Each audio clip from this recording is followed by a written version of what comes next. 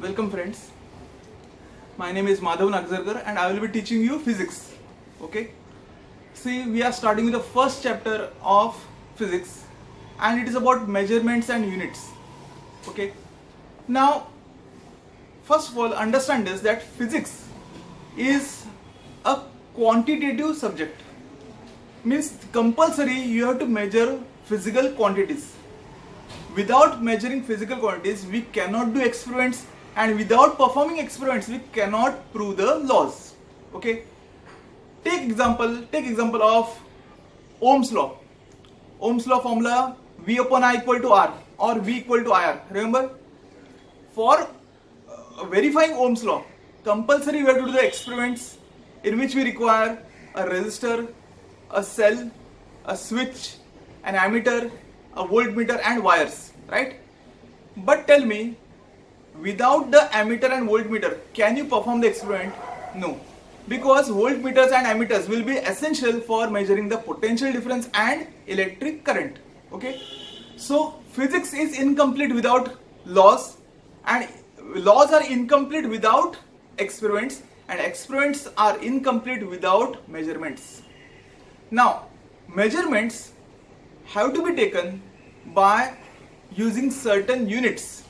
Now, what are these units? Okay, see, we all know when we go to a market to buy some vegetables, you ask the vendor to give some 2 kg of tomatoes or 1 kg of potatoes and so on. Suppose you demand for 2 kg of potatoes. Okay, the vendor will put 2 kg mass in one pan, and in other pan he will put the potatoes, and when both the pans come at the same level, he assumes that the mass of the potatoes is equal to 2 kg, right?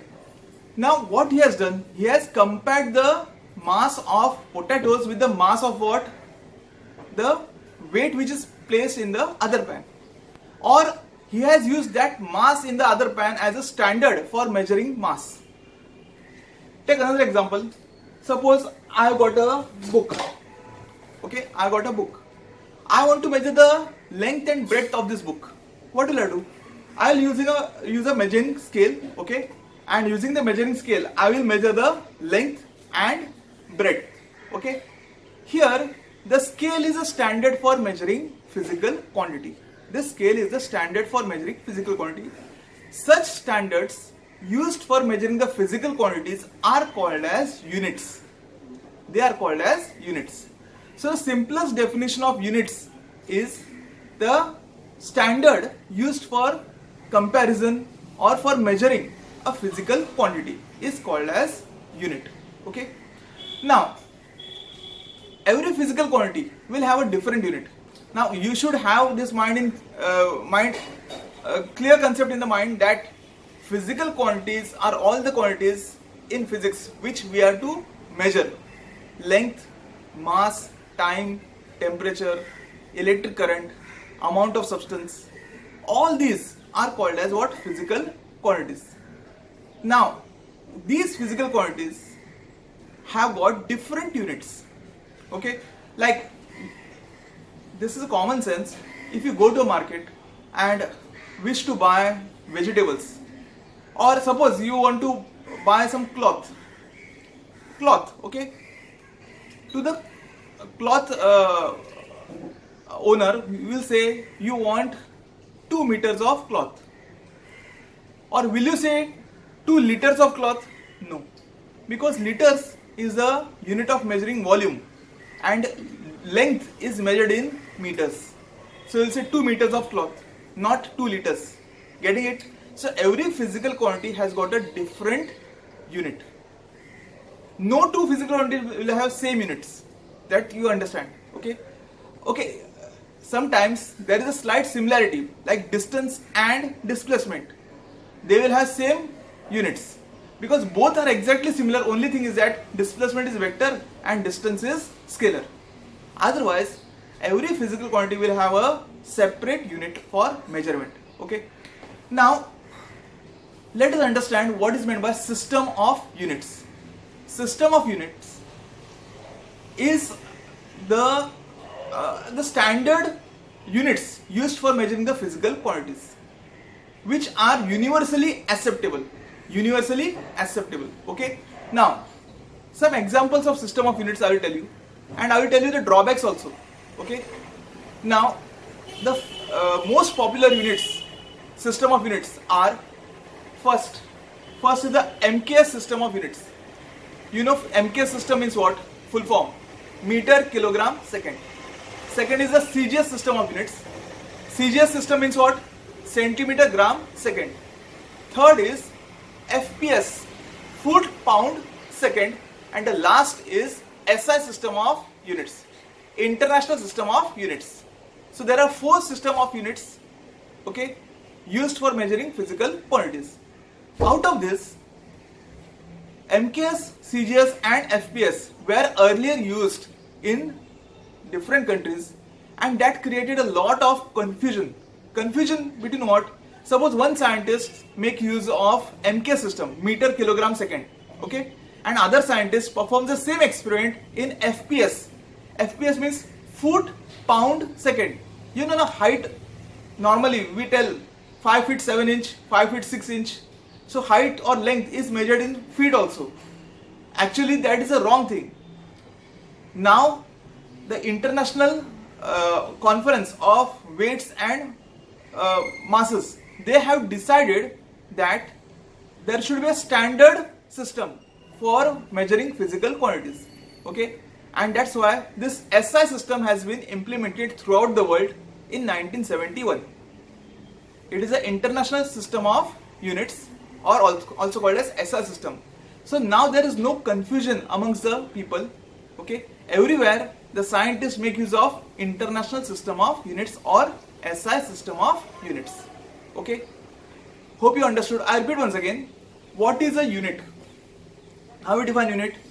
Unit is a standard of comparison, okay, for measuring a physical quantity. Okay, unit should be universally acceptable. It should be easily to reproduce, okay, easily to measure. These are some requirements of a good unit. Now there are 3 different systems of units which were earlier used. MKS means meter, kilogram, second. Second is CGS, centimeter, gram, second. Third is FPS, foot, pound, second. Now because of this different system of units, what happened? Confusion was created amongst the people. Some used to measure in MKS, some used to measure in FPS. As a result, the International System of Mass and Weights, okay, they decided that one single system should be used throughout the world, and that was called as SI system of units. Okay. Now let us move forward and understand what is meant by MKS. What is meant by fundamental physical quantities and their units, and derived physical quantities and their units. Okay. Now, what is meant by fundamental physical quantity? We all know physical quantities are so many different types. The simplest one, you take length, mass, time, temperature, okay, amount of substance, electric current, area, volume, density, okay, then electric potential difference, resistance, energy, work, power. All these are the different physical quantities. Out of these physical quantities, some physical quantities do not depend on any other physical quantities. They will not depend on any other physical quantities. Such physical quantities are called as fundamental physical quantities. Okay. Take example, length. Okay. Length, will it depend on time? No. Will it depend on mass? No. Like length of this book, it will not depend on any other physical quantity. It will depend on itself, the length, right? Similarly, mass of an object, will it depend on any other factor like time or length or any other factor? When you measure the mass of this substance, it will only depend on the matter contained in the object, and that is the mass. Time, take example of time. Time will depend on time itself.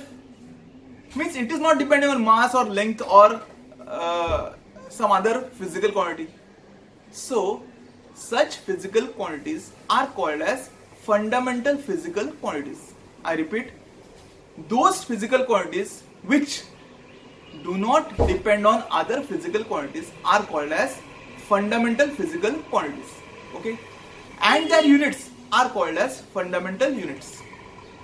Okay, at the same time I'll also tell you what is meant by derived physical quantities.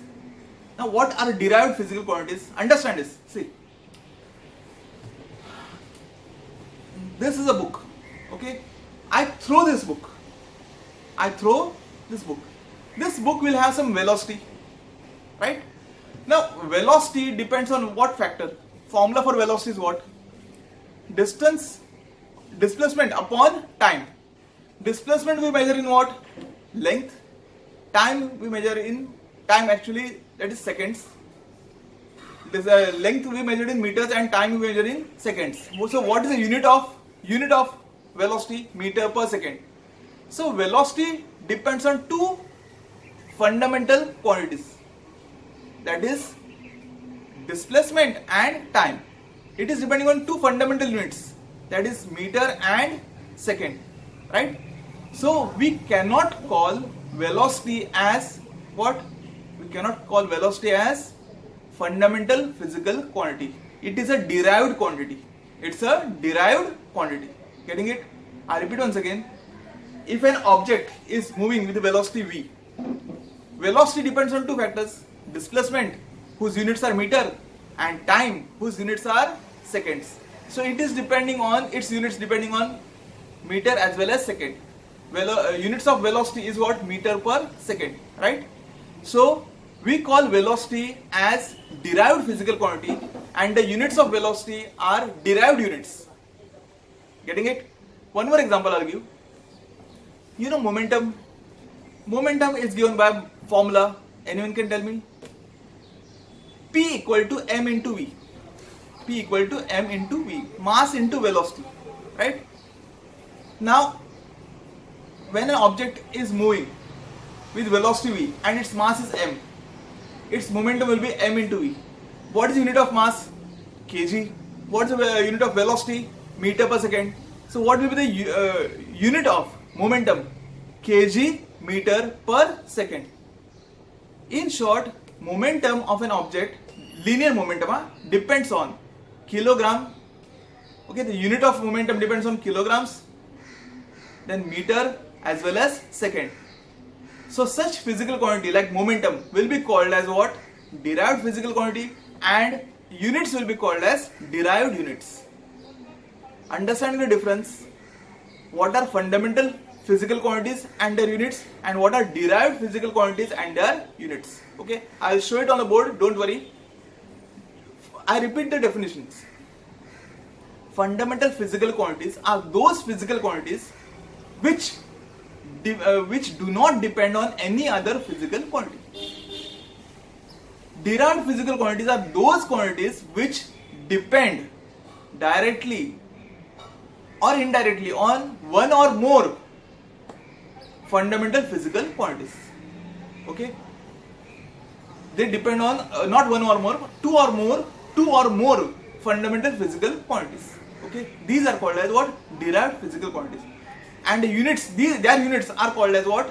Derived units. Getting it? So I hope this is clear in your mind, the difference between fundamental and derived. We have got 7 fundamental physical quantities. Okay, which are they? Length, mass, time, temperature, then electric current, okay, then luminous intensity and amount of substance. 7 fundamental physical quantities. I repeat once again, listen carefully, understand them.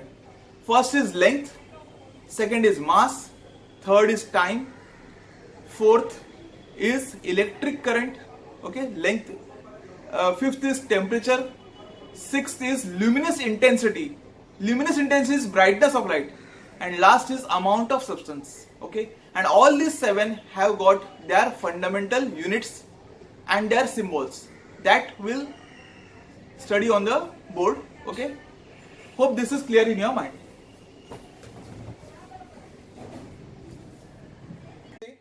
Let us now look at the board and understand the fundamental physical quantities. Okay, see, it's very easy. There are 7 fundamental physical quantities.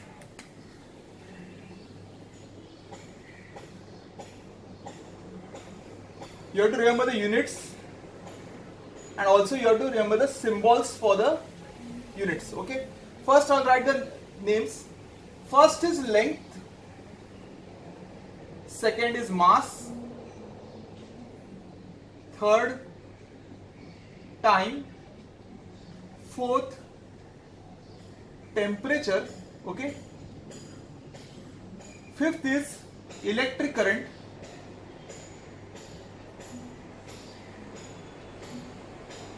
sixth is luminous intensity,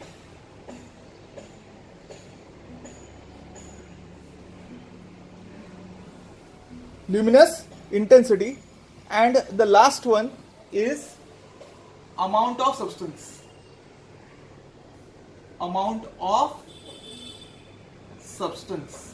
Okay, these are the 7 fundamental physical quantities. Units of length we write in meters, mass is in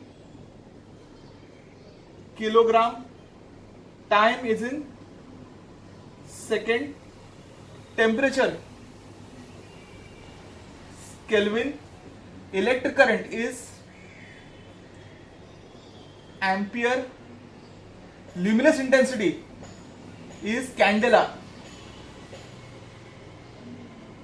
and last is amount of substance, that is mole.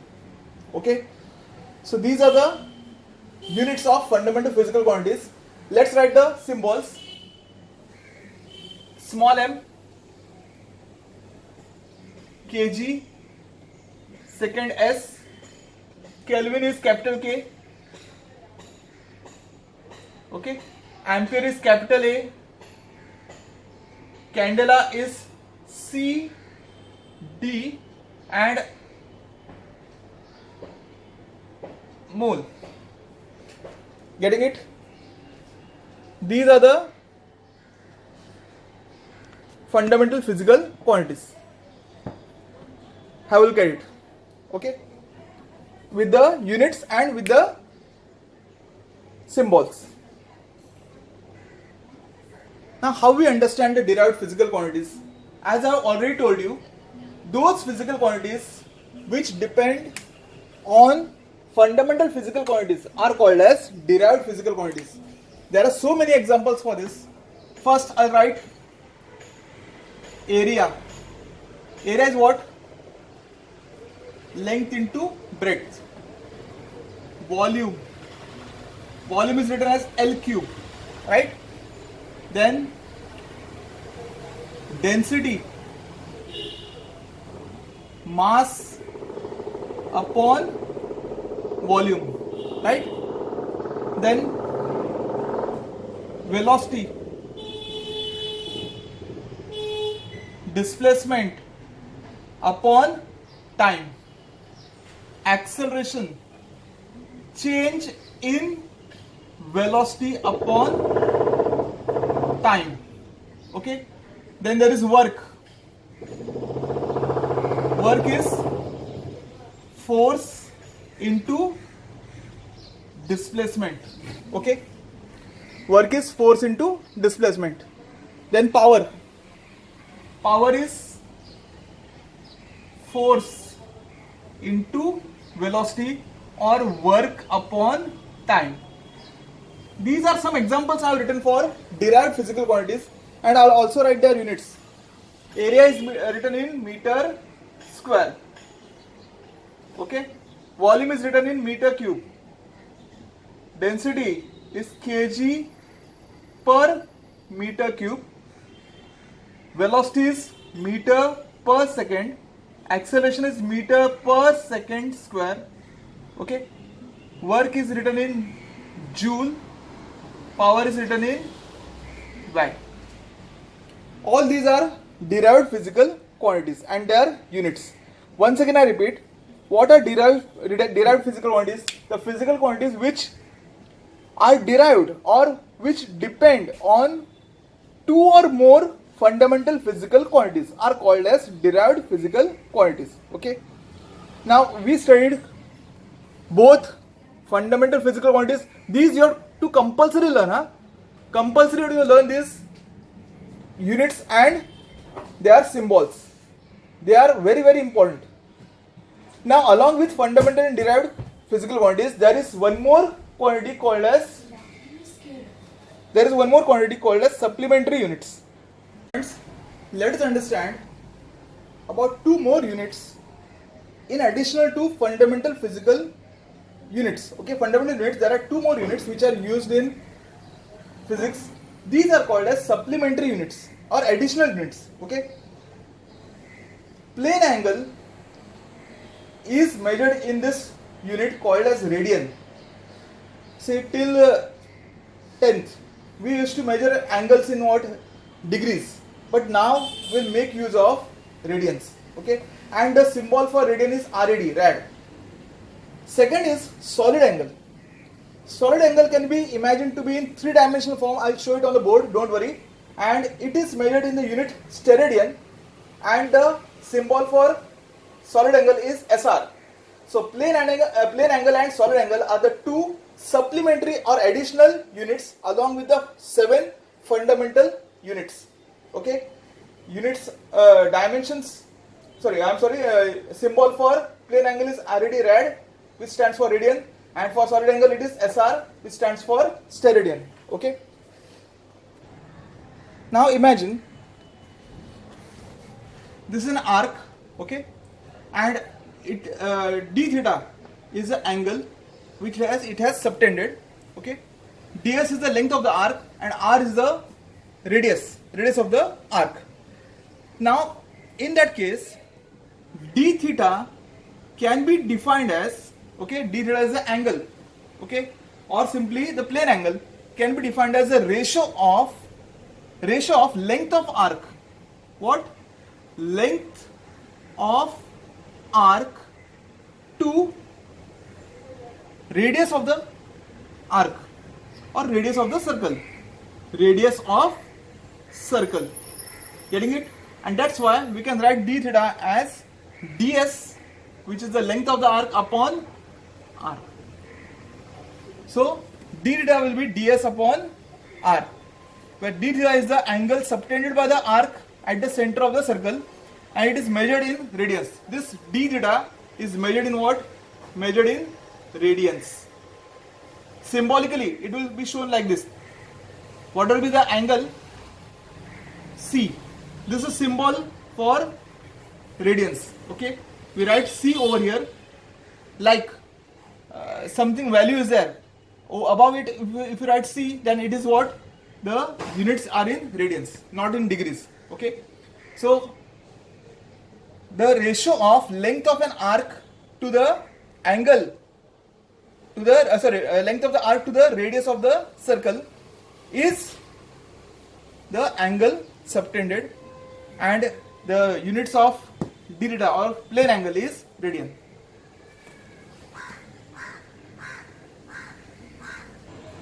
Let's now understand what is meant by solid angle. Okay, solid angle can be understood in a three-dimensional form. Okay, now if this is a surface area, okay, and it's a part of a circle, part of a sphere. So definitely this spherical surface will have a center. Okay, suppose O is the center and R is the radius, and the total area over here, the area of this surface is dA. dA stands for area of the surface. Now in this three-dimensional case, this angle which is subtending with the center, okay, the surface subtends a angle d omega. This d omega will be called as solid angle. Okay, here it is not in 2 dimensions, but it is having 3 dimensions. Means what? What is 3 dimensions? You know, when there is length, breadth and depth. Here there is depth also. In such case, the angle subtended is d omega, which is called as solid angle. In the earlier case, there were only two dimensions, length and breadth. Okay, and that was plane angle. This is solid angle. And how we get d omega? D omega will be total surface area, dA upon r square. dA upon r square is the formula for what? Solid angle. Now take one example. If you have a sphere, what? If we have a sphere, okay, and we take the complete surface area of the sphere, okay, in that case, what will be the solid angle? Solid angle will be the complete surface area of sphere, that is 4 pi r square upon r square. R square will get cancelled. What remains is 4 pi. 4 pi steradian. It will be what? 4 pi steradian. That will be the solid angle in case if you take a complete spherical surface. Okay. So remember this. These are the two supplementary units which we learned. One is plane angle, other is what? Solid angle. And this is a good example to understand what is solid angle. Solid angle is considered in three dimensions. There is length, breadth and depth. Okay. This is a spherical part of spherical surface, and it makes having a radius r. It subtends an angle d omega at the center, and d omega is called as solid angle, and formula is dA upon r square.